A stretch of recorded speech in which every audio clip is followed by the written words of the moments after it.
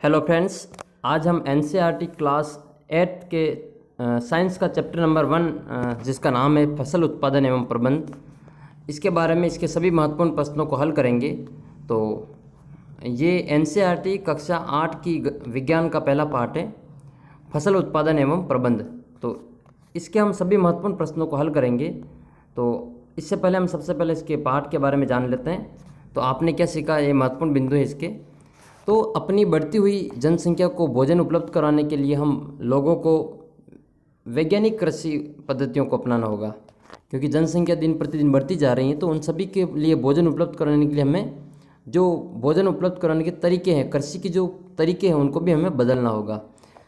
इसके बाद में दूसरा पॉइंट इसमें, किसी एक स्थान पर उगाए जाने वाले एक ही प्रकार के पौधों को फसल कहा जाता है। किसी एक ही स्थान पर एक ही प्रकार के पौधों को जब हम एक साथ उगाते हैं तो उनको हम फसल कहते हैं। जैसे गेहूं के कई सारे पौधे एक ही स्थान पर उगाए जाते हैं तो उनको हम गेहूं की फसल कहेंगे। मक्के के कई सारे पौधे एक ही साथ उगाएंगे तो उसको मक्के की फसल कहेंगे। तो भारत में फसलों को ऋतु के आधार पर दो भागों में बांटा जा सकता है। जैसे एक फसल तो वो होती है जो बरसात की ऋतु में हम बोते हैं, और दूसरी फसल वो होती हैं जो सर्दी के दिनों में बोई जाती हैं। तो पहली जो बरसात के दिनों में बोई जाती हैं उसको हम खरीफ की फसल कहते हैं, और जो सर्दी की ऋतु में बोई जाती हैं उसको हम खरीफ की फसल, रबी की फसल उसको कहते हैं। जुताई करके मिट्टी तैयार करना और उसे समतल करना जरूरी होता है। खेत किसी भी फसल को उगाने के लिए उस मिट्टी तैयार की जाती है और उसको समतल करना जरूरी होता है, और इस कार्य के लिए हल तथा पाटल का उपयोग किया जाता है। जुताई करने के लिए हल का उपयोग किया जाता था पारंपरिक तरीके से, और उसको समतल करने के लिए एक लकड़ी का मोटी लकड़ी होती है, उसको पाटल कहा जाता है। फिर बीजों को मिट्टी में उचित गहराई पर बोया जाता है, और बीज को एक निश्चित दूरी पर, बीज में इनकी निश्चित दूरी पर रखा जाता है जो अच्छी उपज के लिए आवश्यक होता है। और फिर बीजों को अच्छी किस्म के बीजों का चयन करके बोया जाता है। और आजकल जो बीजों की बुआई सीड ड्रिल के माध्यम से एक मशीन आती है जिसके द्वारा जो बुआई की जाती है। अब मिट्टी में पोषक तत्वों की समृद्धि एवं पुनः पूर्ति की आवश्यकता होती है, जिसे कार्बनिक या रासायनिक खाद तथा उर्वरक के उपयोग से किया जाता है। और फसलों की नई किस्मों के आने से रासायनिक उर्वरकों के जो उपयोग है उनमें काफ़ी वृद्धि हुई है। अच्छा, उचित समय एवं अंतराल पर फसल को जो हम पानी देते हैं उसको हम सिंचाई कहते हैं। एक नियत अंतराल के बाद में और समय पर जो पानी देते हैं फसलों को, उसको हम सिंचाई करना कहलाता है। फिर बात आती है खरपतवार की। तो निराई में अवांछित या बेकार या बिना उगाए पौधों को हटाया जाता है, उसको हम खरपतवार कहते हैं। जो कई सारे पौधे होते हैं जो फसल के साथ में अनावश्यक उगते हैं उनको हम खरपतवार कहते हैं। कटाई का अर्थ है पकी हुई फसल को अपने हाथ या फिर मशीन से काटना। तो अभी भी गाँव में कई है जो हाथों से फसल की कटाई की जाती है, लेकिन बड़े खेतों में जो आजकल हार्वेस्टर की सहायता से जो फसलों की कटाई की जाती है। और अनाज के दानों को भूसे से अलग करना थ्रेशिंग कहलाता है। इसके बाद में बीजों को पीड़कों एवं सूक्ष्म जीवों की से सुरक्षित करने के लिए उसका भंडारण किया जाता है। और पशुओं को पाल कर भी खाद्य पदार्थ प्राप्त किया जाता है, जिसको पशुपालन कहते हैं। ये इसके कुछ महत्वपूर्ण बिंदु थे। अब हम इस पाठ के महत्वपूर्ण प्रश्नों को हल करेंगे। पहला पाठ और पहला प्रश्न इसका अभ्यास में पहला प्रश्न है, उचित शब्द छांट कर रिक्त स्थानों की पूर्ति कीजिए। शब्द कौन कौन से? तैरने, जल, फसल, पोषक और तैयारी। इनको इस क ख ग में भरना है। तो पहला प्रश्न है, एक स्थान पर एक ही प्रकार के बड़ी मात्रा में उगाए जाने वाले पौधों को क्या कहते हैं? तो उनको फसल कहा जाता है। तो पहले में आ जाएगा फसल। दूसरा प्रश्न है, फसल उगाने से पहले प्रथम चरण की मिट्टी की तैयारी की जाती है। प्रथम चरण की मिट्टी की तैयारी होती है। और तीसरा प्रश्न है, क्षतिग्रस्त बीज जल की सतह पर तैरने लगेंगे। यहाँ पे आएगा तैरने लगेंगे। और चौथा है इसमें, फसल उगाने के लिए पर्याप्त सूर्य का प्रकाश एवं मिट्टी से पोषक तथा जल आवश्यक है। मिट्टी में जो पोषक तत्व और जल का होना आवश्यक है।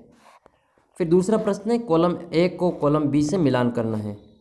एक तरफ कॉलम ए में कुछ नाम दे रखे हैं, उस तरफ दूसरी तरफ भी कॉलम में कुछ नाम है, उनको मिलान करना है। तो इनमें से मिलान कर लेते हैं। तो पहला है खरीफ की फसल। तो खरीफ की फसल वो होती हैं जो बरसात की ऋतु में बोई जाती हैं, अर्थात धान और मक्का। फिर दूसरी है रबी की फसल। रबी की फसल वो होती हैं जो सर्दी की ऋतु में होती हैं, उसको हम रबी की फसल कहते हैं। जैसे गेहूँ, चना, मटर, ये सारे जो रबी की फसल है, यानी ये दीपावली के आसपास में ये रबी की फसल बोई जाती हैं और मार्च अप्रैल होली के लगभग ये फसल काट ली जाती हैं। इसका तीसरा प्रश्न है रासायनिक उर्वरक। तो रासायनिक उर्वरक में आता है एक तो यूरिया और एक सुपर फास्फेट। फिर अंतिम प्रश्न इसमें दूसरे का अंतिम, कार्बनिक खाद। जो कार्बनिक खाद होता है वो पशु अपशिष्ट, गोबर, मूत्र एवं पादप का अवशेष होता है, इससे कार्बनिक खाद बनाया जाता है। तो इस प्रकार इनका हमें मिलान करना होता है। फिर बात करते हैं प्रश्न नंबर 3 की। तो तीसरे प्रश्न में जो इनके दो उदाहरण लिखने हैं। पहला प्रश्न है खरीफ की फसल, इसके 2 उदाहरण लिखने, और दूसरा है रबी की फसल, इसके भी हमें 2 उदाहरण लिखने। तो खरीफ की फसल वह फसल होती है जो बरसात की ऋतु में यानी कि जुलाई के महीने में बोई जाती हैं और अक्टूबर के लगभग के महीने में इनको काट ली जाती हैं। तो जो बारिश की ऋतु में होने वाली फसलें होती हैं वो खरीफ की फसलें होती हैं, जैसे धान, मक्का, मूंगफली, सोयाबीन, ये सारे के सारे जो खरीफ की फसलें हैं। फिर बात करते हैं हम रबी की फसलों की। तो जो अक्टूबर नवंबर के महीने में बोई जाती हैं और मार्च अप्रैल के महीने में काट ली जाती हैं। गेहूँ, चना, सरसों, ये सारी जो रबी की फसलें हैं। चौथा प्रश्न है निम्न को अपने शब्दों में एक एक पैराग्राफ लिखिए। मिट्टी तैयार करना, बुआई करना, निराई करना और थ्रेशिंग करना। तो सबसे पहले आता है मिट्टी तैयार करना। तो यह फसल उगाने का प्रथम चरण है। मिट्टी तैयार करना यह प्रक्रिया फसल उगाने का प्रथम चरण है। मिट्टी को पलटने और पोला करने के लिए पौधों की जड़ें गहराई तक जाकर शोषण कर सकती हैं और पोली बनाई हुई मिट्टी में केंचुओं तथा सूक्ष्म जीवों की वृद्धि की सहायता मिलती हैं और ये मिट्टी और अधिक पोला कर इसमें ह्यूमस बनाते हैं और इसके अतिरिक्त मिट्टी पलटने से पोषक तत्व ऊपर आ जाते हैं जो अच्छी फसल उगाने के लिए महत्वपूर्ण होते हैं। फिर दूसरा पॉइंट है बुवाई। तो बुवाई भी फसल उत्पादन का एक महत्वपूर्ण चरण है। मिट्टी को तैयार करने के बाद खेत में बीज बोए जाते हैं। उचित दूरी और गहराई पर खेत में बीजों का बोना बुवाई कहलाता है। बुवाई करने के लिए अच्छी गुणवत्ता और किस्म के साफ और स्वस्थ बीजों का चुनाव करना जरूरी होता है। उचित बीजों को चुनने के बाद इन बीजों को उचित गहराई और उचित दूरी पर इनको बोना चाहिए ताकि प्रत्येक पौधे को पर्याप्त हवा और प्रकाश, खनिज, पानी मिल सके। बुवाई के लिए अलग अलग विधियाँ हैं, जैसे परंपरागत औजार और सीड ड्रिल। फिर तीसरी पॉइंट है इसमें निराई। तो निराई खरपतवार हटाने की प्रक्रिया को निराई कहते हैं। निराई नहीं करने पर खरपतवार जल और पोषक तत्व आदि ग्रहण करके फसल की वृद्धि को प्रभावित कर सकते हैं और फसल उगाने से पहले खेत जोतने पर धूप के कारण खरपतवार मर जाते हैं और मिट्टी में मिल जाते हैं। खरपतवार हटाने का सबसे सही समय फूल एवं बीज बनने से पहले होना चाहिए। खरपतवार को हाथ, खुरपी आदि की सहायता से हटाया जा सकता है। फिर अगला पॉइंट है हमारा थ्रेशिंग। तो खेतों के से काटी हुई फसल से बीजों या फिर उसके दानों को भूसे से अलग करने का जो प्रक्रम होता है, वो प्रक्रिया होती है, उसको हम थ्रेशिंग कहते हैं। और थ्रेशिंग करने से भी कई तरीके होते हैं। छोटे खेत वाले किसान अनाज के दानों को फटक कर, जिसको हम विनोइंग कहते हैं, द्वारा अलग करते हैं और बड़े खेत वाले कंबाइन मशीन के द्वारा जिनको अलग कर लिया जाता है। प्रश्न नंबर 5 है उर्वरक खाद से किस प्रकार भिन्न, इसमें अंतर लिखना है। तो खाद और उर्वरक में हम अंतर लिखते हैं। तो खाद एक प्रकार का प्राकृतिक पदार्थ होता है जो गोबर, मानव अपशिष्ट और पौधों के अवशेष के विघटन से प्राप्त होता है, जबकि उर्वरक एक कार्बनिक पदार्थ होता है, अकार्बनिक पदार्थ होता है। खाद खेतों में बनाई जाती हैं और इसका उर्वरक का उत्पादन कारखानों में होता है। खाद में मिट्टी को प्रचुर मात्रा में ह्यूमस प्राप्त होता है और उर्वरक से मिट्टी को ह्यूमस प्राप्त नहीं होता है। खाद में पोषक तत्व अपेक्षाकृत कम मात्रा में होते हैं और उर्वरक में पोषक तत्व प्रचुरता में पाए जाते हैं। खाद पानी में अघुलनशील होने के कारण इसका अवशोषण धीरे धीरे होता है, जबकि उर्वरक पानी में घुलनशील होने के कारण इसका अवशोषण शीघ्र हो जाता है। तो उर्वरक की तुलना में खाद अच्छी मानी जाती है क्योंकि इसमें मिट्टी की जल धारण क्षमता में वृद्धि होती है। इससे मिट्टी बुरबुरी हो जाती है, जिससे गैस विनिमय सरलता से हो जाता है और इससे जीवाणु की संख्या में वृद्धि होती है और मिट्टी का गठन सुधार किया जाता है। फिर प्रश्न आता है छठा प्रश्न, सिंचाई किसे कहते हैं। तो छठा प्रश्न सिंचाई किसे कहते हैं, जल संरक्षित करने वाली 2 सिंचाई पद्धतियों के नाम लिखना है, इसमें वर्णन करना है। तो सिंचाई किसे कहते हैं? तो फसलों को कृत्रिम रूप से आवश्यकता अनुसार पानी देने का जो काम होता है उसको हम सिंचाई कहते हैं। जैसे हमारे जीवित रहने के लिए पानी की आवश्यकता होती है, वैसे ही पौधों को भी जीवित रहने के लिए जल की आवश्यकता होती है, और पौधों में लगभग 90% तक जल पाया जाता है। इसके अलावा फसल को की स्वस्थ वृद्धि के लिए मिट्टी की नमी को बनाए रखने की आवश्यकता होती है, जिसके लिए विभिन्न अंतराल से खेत पर जल देना सिंचाई कहलाता है। जल संरक्षित करने की दो प्रमुख विधियां निम्न प्रकार हैं।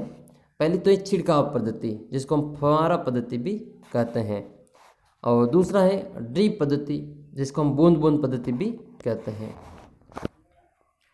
छिड़काव पद्धति में इस पद्धति का उपयोग असमतल भूमि जहाँ पर कम जल मात्रा में उपलब्ध हो उसके लिए किया जाता है, और इसमें नलों के ऊपर घूमने वाले नोजल लगे होते हैं।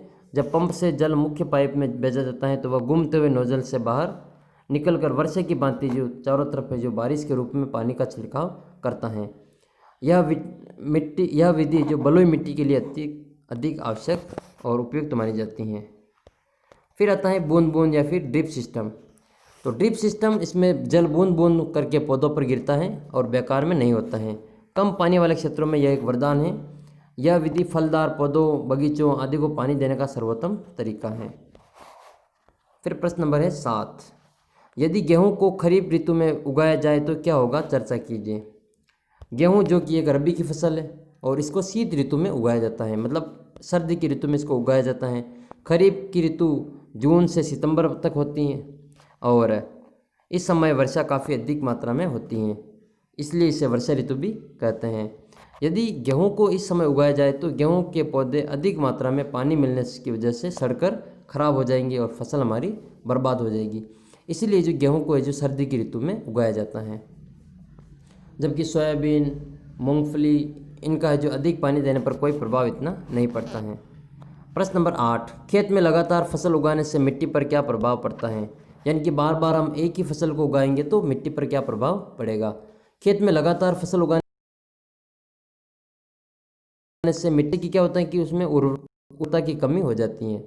यही कारण है कि खेत में लगातार फसल नहीं उगानी चाहिए और खेत को कुछ समय के लिए परती छोड़ देना चाहिए, या फिर जो फसल चक्र अपनाना चाहिए। यानी कि फसल चक्रण के द्वारा भी हम मिट्टी की उर्वरता का बराबर रख सकते हैं। इसमें किसान एक फसल के बाद दूसरी फसल जो उगाता है, जिससे कि मिट्टी में नाइट्रोजन का पुनर्भरण होता रहता है। प्रश्न नंबर 9 है, खरपतवार क्या है, हम उनका नियंत्रण कैसे कर सकते हैं?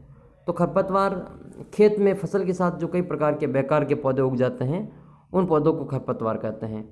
इनको निराई के द्वारा हटाया जा सकता है, और क्योंकि ये फसल की वृद्धि पर बहुत प्रभाव डालते हैं, पशुओं एवं मनुष्यों के लिए विषैले हो सकते हैं। इनको नियंत्रण करने के कई तरीके हैं। पहला तरीका है फसल उगाने से पहले खेत जोतकर, इससे कि खरपतवार पौधे सूखकर मर जाते हैं।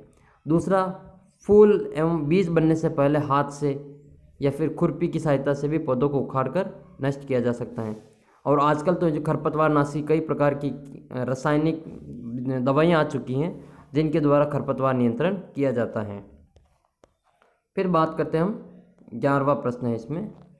10वें प्रश्न में इनको क्रम से लिखना है। गन्ने की फसल उगाने का रेखा चित्र तैयार किया गया है। तो सबसे पहले हम मिट्टी को तैयार करेंगे, उसके बाद में खेत की जुताई करेंगे, उसके बाद में बुआई कर दी जाएगी, बुआई देने के बाद में खाद दी जाती हैं, खाद देने के बाद में सिंचाई की जाती हैं, उसके बाद में कटाई की जाती है और कटने के बाद में फसल को चीनी मिल में बेच दिया जाता है। ये इनका सही क्रम होगा। प्रश्न नंबर 11 है, नीचे दिए गए संकेतों की सहायता से पहेली को पूरा कीजिए। तो ये इस तरफ पहेली है तो इसमें भरना है। पहला है सिंचाई का एक पारंपरिक तरीका, ऊपर से नीचे में इसमें पहला अक्षर दे रखा है र। तो पारंपरिक तरीका होता है, उसको हम एक र से शब्द शुरू होने वाला, इसका नाम है रहट, तो इसमें आ जाएगा रहट। फिर दूसरा है बड़े पैमाने पर पालतू पशुओं की उचित देखभाल करना क्या कहलाता है? तो दूसरे में जो दूसरा अक्षर है वो सू दे रखा है, तो इसका हो जाएगा पशुपालन। फिर तीसरा है फसल जिन्हें वर्षा ऋतु में बोया जाता है उनको खरीफ की फसल कहते हैं, तो तीसरे में आएगा खरीफ। और छठा प्रश्न है ऊपर से नीचे में, फसल पक जाने के बाद काटना क्या कहलाता है? तो उसको कटाई कहते हैं। फिर हम दाएं से बाएं चलते हैं, तो शीत ऋतु में उगाई जाने वाली फसलें रबी की फसलें कहलाती हैं, और एक ही किस्म के पौधे बड़े पैमाने पर उगाए जाते हैं उनको हम फसल कहते हैं। रासायनिक पदार्थ जो पौधों को पोषक प्रदान करते हैं उनको है जो उर्वरक कहा जाता है और खरपतवार हटाने की प्रक्रिया को निराई कहते हैं। तो ये इसके महत्वपूर्ण प्रश्न थे। आपसे एक प्रश्न है कि खरीफ और रबी की फसल का एक एक उदाहरण आपको कमेंट करना है कि खरीफ की फसल कौन सी होती है और रबी की फसल कौन सी होती है, इनका एक एक उदाहरण आपको कमेंट करना है। और अगले वीडियो के लिए आप चैनल को सब्सक्राइब कर सकते हैं। दूसरे पार्ट के प्रश्न उत्तर आप उस दूसरे वीडियो में करेंगे। Thank you.